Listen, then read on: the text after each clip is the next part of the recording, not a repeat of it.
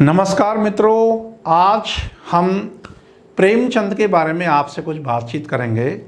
और कथा सम्राट प्रेमचंद, जैसे कि हम सभी जानते हैं, हिंदी उपन्यास और कहानी के बेताज बादशाह प्रेमचंद का कथा संबंधी योगदान की जब हम बात करते हैं तो हम सब जानते हैं कि मानसरोवर के 8 खंडों में प्रेमचंद ने लगभग 300 कहानियाँ लिखी हैं।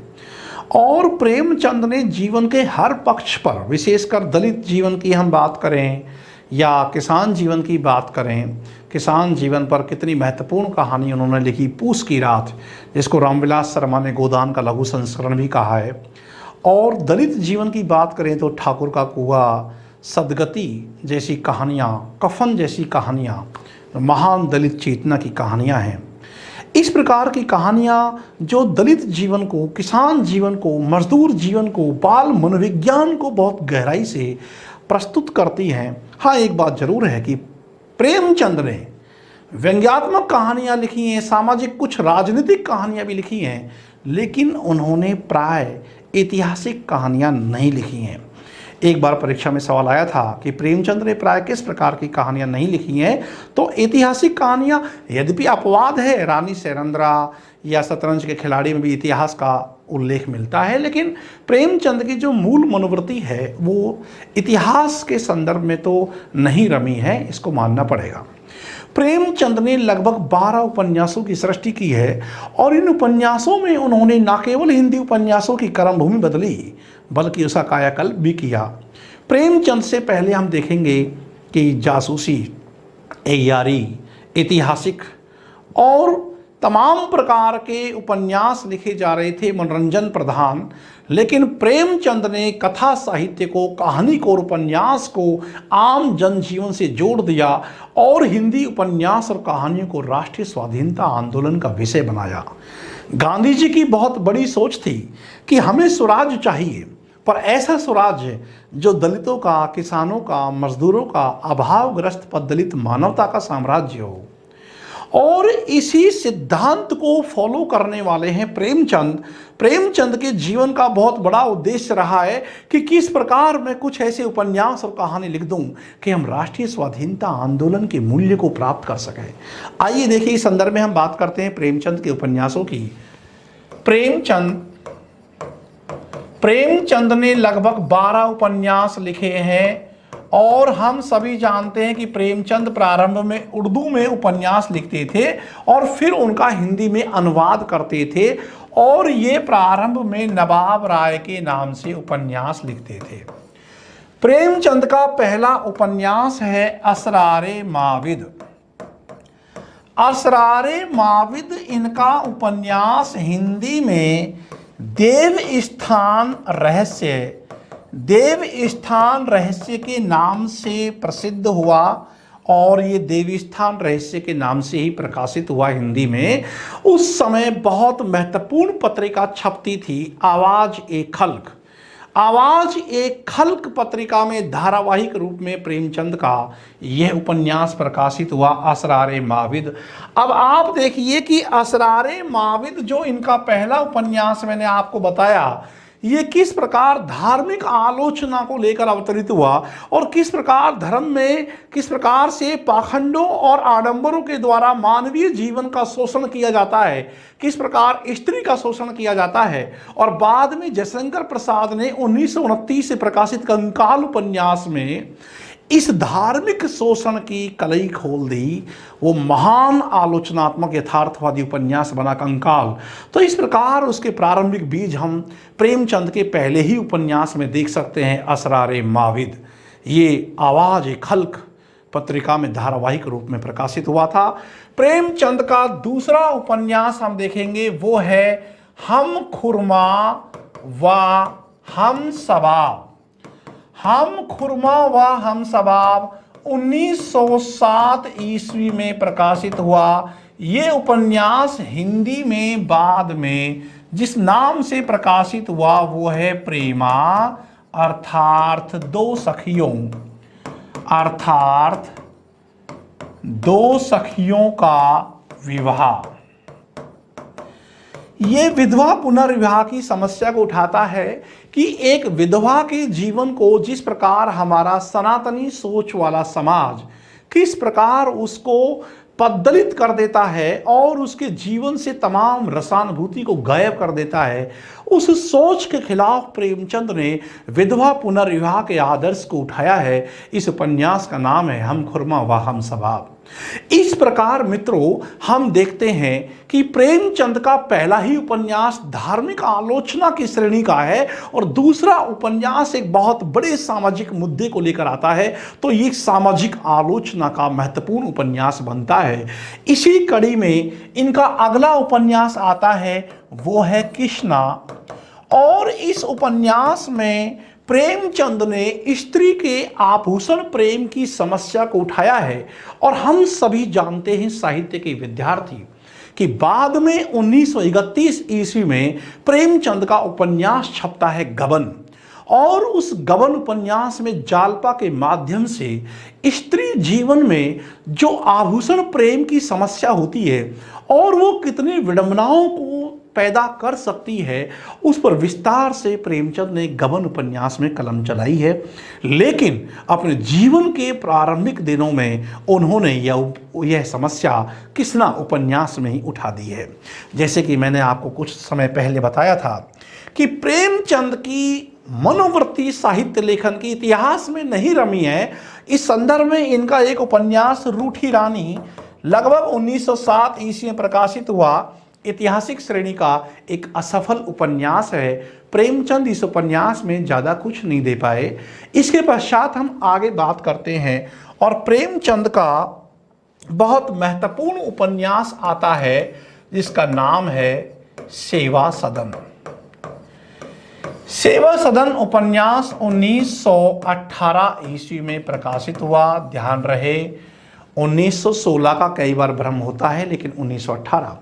इसके संदर्भ में मैं आपको एक बात और बता दूं कि प्रेमचंद ने 1912 ईस्वी में एक उपन्यास लिखा था और वो उपन्यास 1921 ईस्वी में वरदान के नाम से प्रकाशित हुआ। तो आप ध्यान रखें कि वरदान उपन्यास की डेट पूछे यदि हिंदी के संदर्भ में तो 1921 ईस्वी ही उसका उत्तर माना जाएगा। और वैसे आपसे पूछ सकते हैं कि भाई ये उर्दू में किस नाम से छपा था, तो 1912 में ये था जलवा ए इसार। जलवा ए इसार उपन्यास जो 1912 में आया वो 1921 में वरदान के नाम से प्रकाशित हुआ। और प्रेमचंद का जो सर्वाधिक महत्वपूर्ण उपन्यास है, तो क्रम के दृष्टिकोण से इसे हम 6ठे नंबर पर रख देते हैं उर्दू के संदर्भ में देखेंगे तो। नहीं, वैसे तो वरदान से पहले हम सेवा सदन को लगाएंगे क्रम के दृष्टिकोण से, ध्यान रहे। सेवा सदन उपन्यास के बारे में रामविलास शर्मा जैसे प्रसिद्ध मार्क्सवादी आलोचक इस बात को स्थापित करते हैं कि यह प्रेमचंद का पहला यथार्थवादी उपन्यास है। मित्रों, हम सब जानते हैं कि सेवा सदन उपन्यास का जो मूल पात्र है वो है सुमन, और उस पात्र के माध्यम से प्रेमचंद ने कितनी बड़ी बड़ी समस्याओं को अभिव्यक्त किया है। आप देखेंगे कि सबसे महत्वपूर्ण प्रॉब्लम समाज की है वो दहेज प्रथा। आज भी हम बड़े बड़े वादे करते हैं, दावे करते हैं, लेकिन जो जितना शिक्षित है और जितनी ऊंचे पद पर वो जाता है वह उतना ही दहेज लोलुप होता जाता है, इसमें कोई दो राय नहीं मित्रों। और ये समस्या हमारे द्वारा पैदा की गई है, हम ही समाप्त करेंगे। राज्य सरकार तो बाद की चीज़ है, पहले मानवीयता के दृष्टिकोण से आप उन चीज़ों को आत्मसात कीजिए, आत्मालोचन कीजिए, आत्मान्वेषण की जरूरत है हम सबको।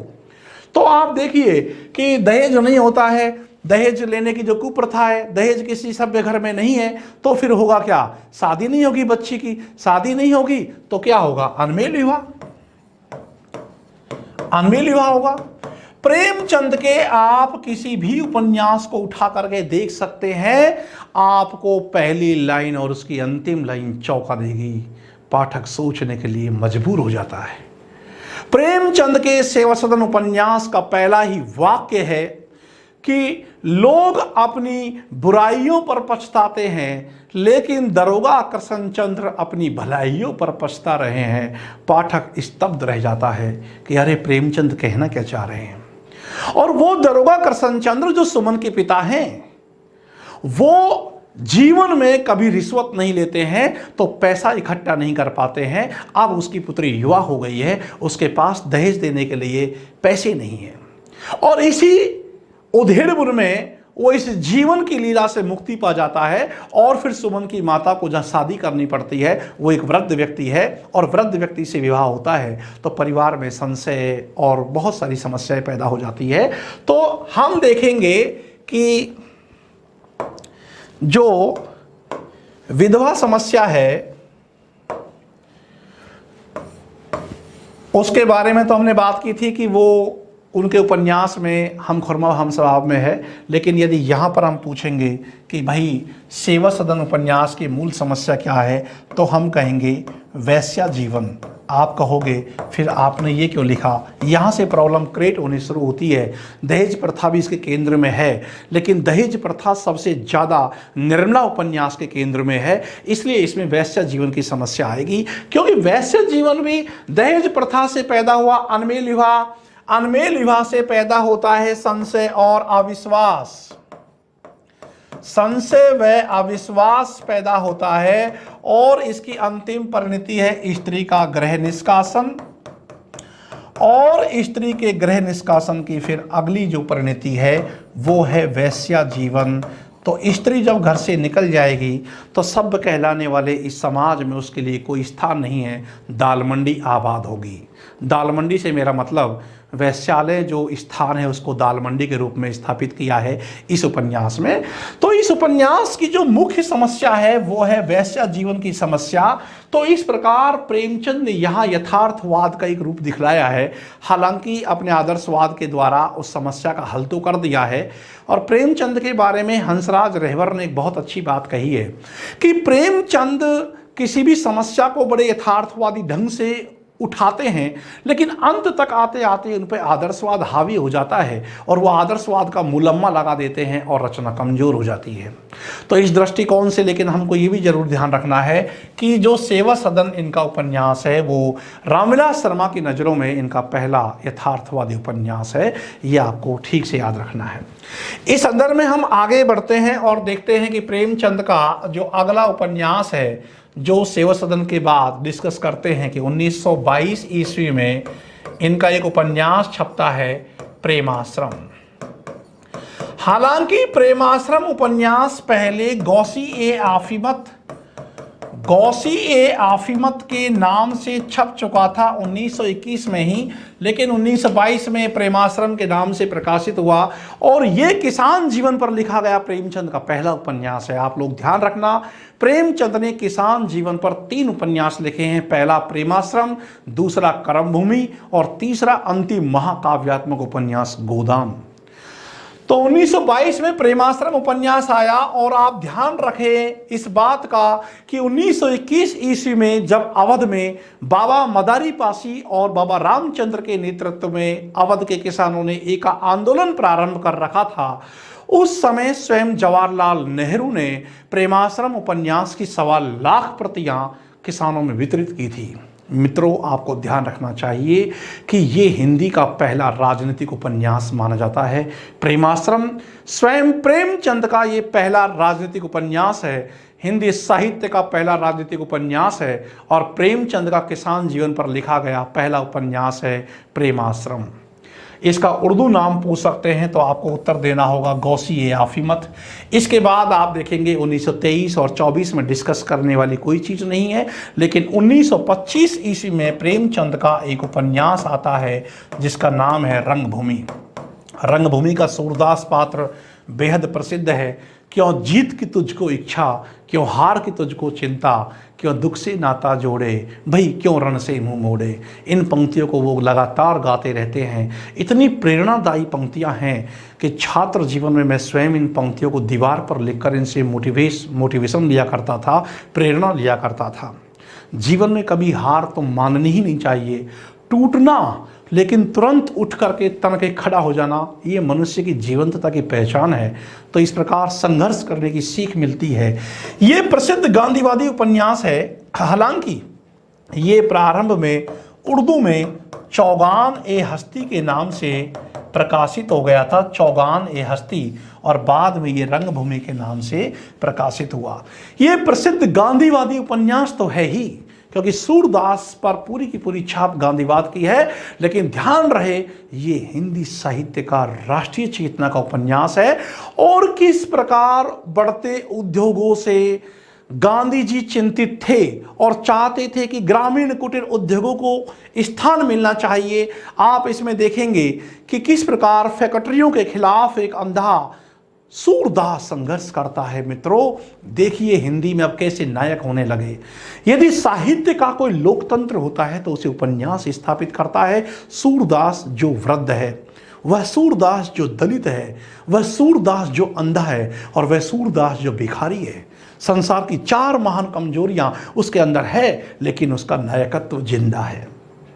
वह न केवल पूंजीवाद और साम्राज्यवाद के खिलाफ संघर्ष करता है, बल्कि तमाम सामाजिक विरोधी अड़चनों के खिलाफ भी वो लड़ता है, मरता है, लेकिन अंततः जीत जाता है। तो ये राष्ट्रीय चेतना का उपन्यास कहा जाएगा। और रंगभूमि उपन्यास के बारे में स्वयं प्रेमचंद ने कहा है कि मेरा ये सर्वश्रेष्ठ उपन्यास है। यद्यपि प्रेमचंद अपने जिस उपन्यास से लोकप्रिय बने उपन्यास गोदान है, तो प्रेमचंद का सर्वाधिक लोकप्रिय उपन्यास कौन सा है? तो गोदान। और स्वयं प्रेमचंद ने अपने किस उपन्यास को अपना सर्वश्रेष्ठ उपन्यास कहा है? तो रंगभूमि। और सेवा सदन के लिए प्रेमचंद ने कहा है कि मेरा ये बेहतरीन नॉवेल है। तो बेहतरीन नॉवेल प्रेमचंद ने अपना किसको माना है? तो उसका उत्तर होगा सेवा सदन।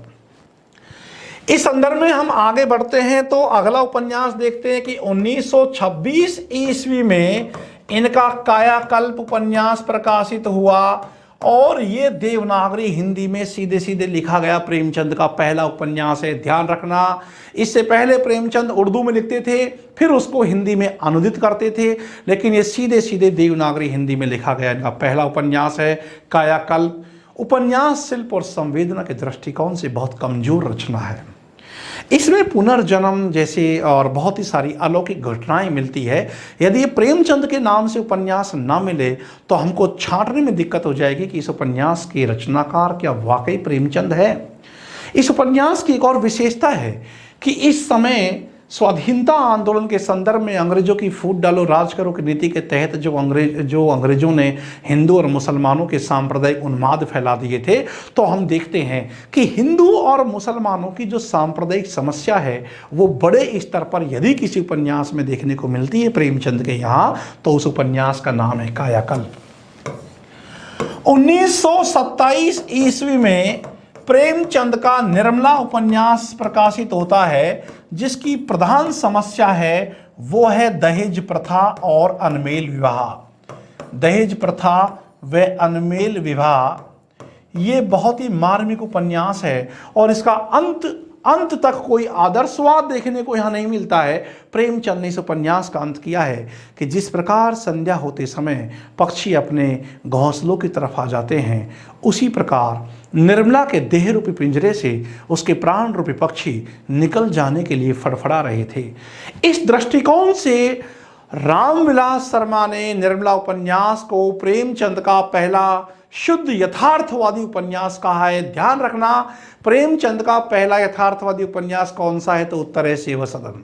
और प्रेमचंद का पहला शुद्ध यथार्थवादी उपन्यास कौन सा है? तो उत्तर हो जाएगा निर्मला। और इसके पश्चात जब हम आगे बढ़ते हैं तो 1929 ईस्वी में इनका एक उपन्यास आता है प्रतिज्ञा। और प्रतिज्ञा असल में कोई मौलिक उपन्यास ना होकर के जो 1907 में हमखुरमा व हमसबाब उपन्यास आया था, ये उसी का एक विकसित रूप कहा जा सकता है। इसमें भी वही पात्र है और विधवा पुनर्विवाह की समस्या को इसमें उठाया गया है। इस संदर्भ में हम आगे चलते हैं तो 1931 ईस्वी में प्रेमचंद का गबन उपन्यास प्रकाशित हुआ। गबन उपन्यास में देवीदीन खटीक नाम का पात्र बहुत महत्वपूर्ण है, जो स्वराज्य के छदम आंदोलनकारी हैं। उनसे सवाल पूछता है कि क्यों साहब, जब तुम स्वराज का नाम लेते हो तो उसका कौन सा रूप तुम्हारी आंखों के सामने आता है? स्वराज मिलने के बाद तुम भी पहाड़ों की हवा खाओगे, मोटर गाड़ियों में घूमोगे, हलवा पूरी खाओगे, भला उस स्वराज से देश का क्या कल्याण होगा?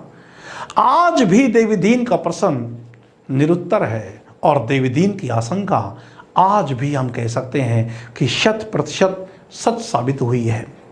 गबन उपन्यास में स्त्री आभूषण की एक विकट समस्या को विस्तार से उठाया गया है, परंतु इसके साथ ही औपनिवेशिक भारत में जो ब्रिटिश नौकरशाही और पुलिस तंत्र का जो भ्रष्टाचार है उसको प्रेमचंद ने इस उपन्यास में नग्न कर दिया है। बहुत महत्वपूर्ण उपन्यास है जो मध्यवर्गीय दोहरे जीवन के यथार्थ को बड़ी जीवंतता के साथ में उठाता है, गबन उपन्यास। और इसके बाद में इनका एक बहुत महत्वपूर्ण उपन्यास 1932 ईस्वी में आता है जिसका नाम है करमभूमि उपन्यास। इस करमभूमि उपन्यास के बारे में हम कह सकते हैं कि प्रेमचंद का किसान जीवन पर लिखा गया ये दूसरा महत्वपूर्ण उपन्यास है। और सबसे बड़ा महत्वपूर्ण पहलू तो ये है कि प्रेमचंद ने जितने भी उपन्यास लिखे हैं उन सभी में यदि संघर्ष की बहुत व्यापक चेतना हमको देखनी है तो हमें कर्मभूमि तक आना होगा। यह हम देखते हैं कि किसान किस प्रकार जमींदारों के खिलाफ संघर्ष करते हैं, स्त्रियां पुरुष वर्चस्ववादी सामंती सोच के खिलाफ संघर्ष करते हैं, किसान जमींदारों के खिलाफ संघर्ष करते हैं और मजदूर पूंजीपतियों के खिलाफ संघर्ष करते हैं। इस प्रकार ये उपन्यास प्रेमचंद का व्यापक संघर्ष चेतना का उपन्यास माना जाता है।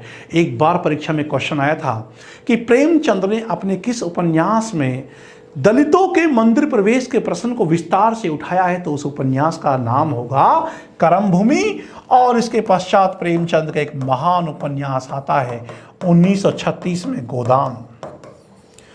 गोदान जिसका केंद्रीय पात्र होरी है, 84 पात्र इसमें मिलते हैं। किसान जीवन का एक महाकाव्यात्मक उपन्यास है। मित्रों, आपको उत्तर भारत के औपनिवेशिक शासन में यदि कृषक जीवन की त्रासदी को समझना है तो गोदान से बेहतर कोई उपन्यास नहीं हो सकता। गोदान में प्रेमचंद ने दिखाया है कि किसानों का शोषण केवल महाजनों और जमींदारों के द्वारा ही नहीं होता, बल्कि किसान अपने धर्म और संस्कृति से भी शोषित होते रहते हैं। पानी में छिपी जौंक जो दिखती नहीं है लेकिन खून चूसती है, धर्म और संस्कृति का शोषण भी उतना ही भयावह है। और बड़ी बात तो यह है कि इस प्रकार के शोषण को किसान अपना शोषण नहीं बल्कि अपनी मर्यादा समझता है। यही कारण है कि हम गोदान उपन्यास को सांस्कृतिक आलोचना का उपन्यास कह सकते हैं। एक किसान की छोटी सी इच्छा है अपने जीवन में कि मैं केवल किसान बना रहूं, लेकिन किसान न बनकर हौरी मजदूर बन जाता है और अपने ही खेतों में दाता दीन माता दीन की मजदूरी करनी पड़ती है। और विडंबना की हद तो यह है मित्रों कि वो मजदूर बनकर के भी जी नहीं पाता है, सड़क पर गिट्टियां तोड़ते हुए लू लग जाती है और हौरी मर जाता है। और जो व्यक्ति पूरे जीवन तमाम प्रयास करने के बाद भी अपने लिए एक गाय नहीं रख सका, अपने पास एक गाय नहीं बांध सका, उसी व्यक्ति से मरने के बाद गोदान की अपेक्षा की जाती है। वाहरी समाज, वाहरी धर्म, वाहरी महान संस्कृति। इस प्रकार आप देखेंगे किस प्रकार एक व्यक्ति शोषण के समुद्र में डूब रहा है। हौरी उस समुद्र से बचने के लिए अंत तक हाथ पांव मारता है, लेकिन अंततः जल समाधि को प्राप्त हो जाता है। बहुत कारुणिक छाप छोड़ता है और पाठक पर, विचारक पर अनेक प्रकार के प्रश्न सोचने के लिए छोड़ देता है। आज भी विदर्भ में, तेलंगाना में जगह जगह किसान लोग जो सामूहिक आत्महत्या कर रहे हैं, प्रश्न और बड़ा विकट हो जाता है कि क्या वाकई किसान आज अपनी समस्याओं से मुक्ति पा सका है? किसान की कौन सी समस्याएं हैं जो उनको शोषित करती है? ये बड़े सवाल गोदान उपन्यास उठाता है। इसकी विस्तार से व्याख्या फिर किसी क्लास में हम करेंगे। और प्रेमचंद का जो अंतिम उपन्यास है जो 1937 ईस्वी में अधूरा रह गया था वो है मंगलसूत्र। ऐसा लग रहा था कि प्रेमचंद इसमें उपन्यास में अपनी ही जीवनी लिख रहे हैं कि एक आदर्शवादी साहित्यकार है और उसके 2 पुत्र हैं, गरीब है। तो ऐसा लगता है कि प्रेमचंद अपने ही जीवन के बारे में शायद कुछ बताना चाह रहे हैं। ये उपन्यास अधूरा है। बीच में ही इनकी मृत्यु हो गई थी प्रेमचंद की। बाद में 1948 में इनके पुत्र अमृत राय ने इसको प्रकाशित भी करवाया था। तो ये प्रेमचंद की जो उपन्यास रचना धर्मिता है, इसको बहुत संक्षेप में मैंने आपके सामने रखा है। इसकी बहुत विस्तृत व्याख्या की अनंत संभावनाएं हैं। कभी किसी समय हम टाइम निकाल करके प्रत्येक उपन्यास पर विस्तार से इसका हम विश्लेषण करेंगे, डिस्कशन करेंगे। आज के लिए केवल इतना ही। धन्यवाद।